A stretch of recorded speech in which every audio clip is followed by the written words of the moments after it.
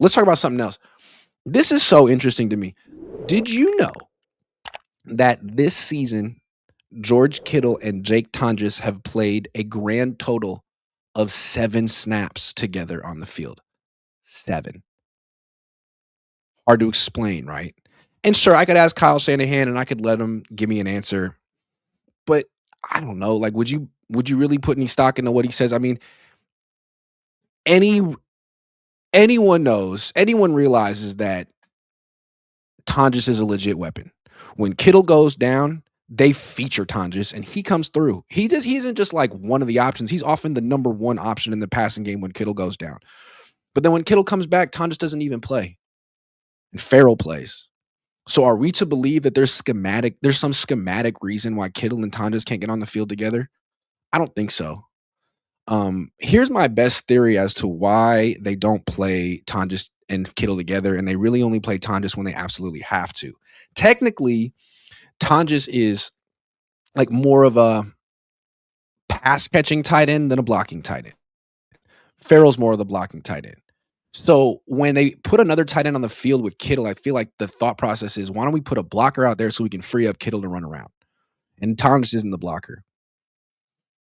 Okay, fair enough, I guess. But you could also just put out like a sixth offensive lineman if you wanted to do that. Like, Luke Farrell is just not a threat as a receiver at all. It seems to me that it's significant that Tonges is a restricted free agent this upcoming offseason. If they all of a sudden make him an integral part of the offense and he's starting ahead of Kyle Juszczyk, who makes $5 million a year, then in a month or two, the Niners are going to have to give him a second round tender just to keep him. And even then, another team could match it. I mean, didn't this just play out with Jordan Mason? How come Jordan Mason never really played, even though he was really good? I don't think the Niners wanted to pay him that much. They knew he was a restricted free agent. And I think they were hoping they could keep him without paying him a lot. And why didn't they want to pay him? Because they'd already paid Christian McCaffrey. And I wonder if ownership said, look, sorry, we're not paying another running back. So they were like, well, why don't we get cute here and try to keep him affordable? And they couldn't, and they traded him to a team that could afford him. Now you get the tight end spot. You're already paying a ton for George Kittle. Owners greenlit the Luke Farrell signing. So you're spending a lot of money. Your starting tight end is expensive. Your backup tight end is expensive for a backup. And now you're going to go to Jed and his parents and say, look, thanks for spending all this money on tight ends. Sure, George only played half the season or 3/4 or 2/3. And sure, Luke Farrell was an abysmal disappointment. But would you give us 3 years, $15 million for Jake Tonges? Because he's a pretty good player too. I could see him saying no. No. Draft someone. Make it work with Luke Farrell and George Kittle.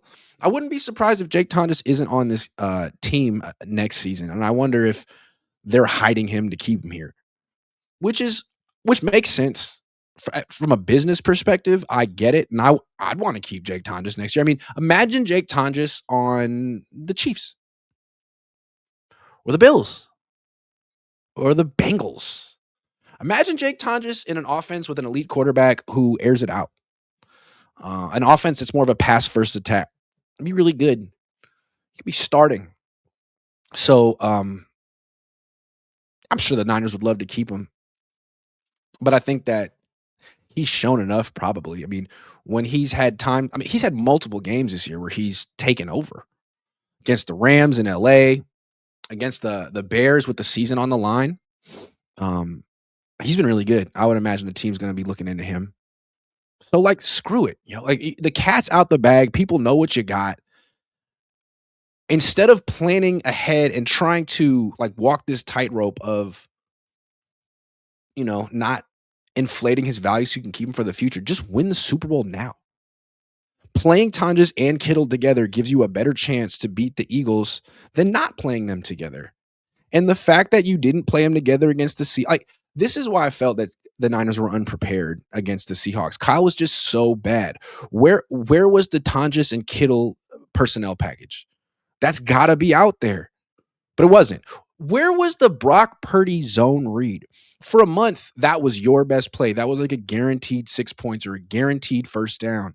And yet in this game, on 4th and 1, you call a pass for Kyle Juszczyk. You don't call the zone read. You didn't call it in the red zone. Like, what are you doing?